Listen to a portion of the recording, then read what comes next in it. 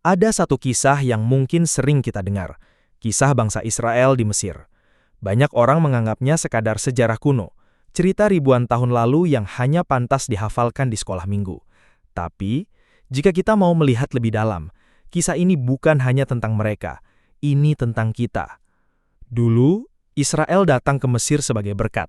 Mereka selamat dari kelaparan, membantu perekonomian negeri itu.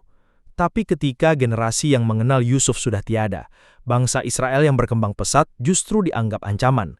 Ketakutan penguasa berubah menjadi penindasan.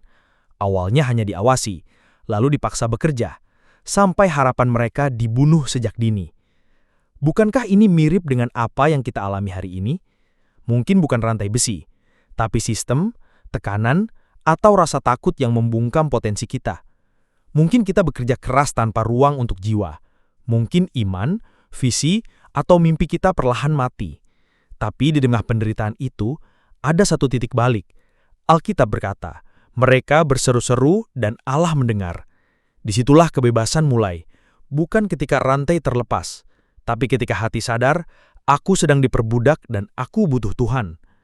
Lalu Tuhan memanggil Musa, bukan dari istana, tapi dari padang belantara. Seorang yang dulu lari, kini dipanggil kembali. Dan Tuhan berkata, aku telah mendengar seruan umatku, aku telah turun untuk melepaskan mereka. Kisah ini mengingatkan kita, Allah tidak tinggal diam, Dia selalu mencari musa-musa baru, orang yang berani melangkah keluar dari zona nyaman untuk membawa terang ke tempat gelap.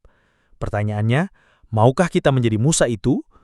Pembebasan tidak terjadi dalam semalam, ada proses, ada tulah, penolakan, bahkan kegagalan di perjalanan. Begitu juga dengan kita.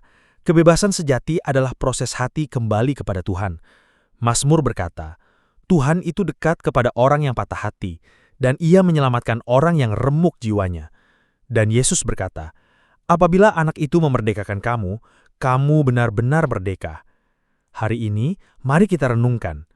Apakah aku sedang diperbudak tanpa kusadari? Apakah aku cukup berani menjadi Musa bagi orang lain? Dan apakah aku sudah berseru kepada Tuhan atau masih mencoba bertahan sendiri? Karena kebebasan sejati dimulai dari hati yang kembali ke rumah Tuhan.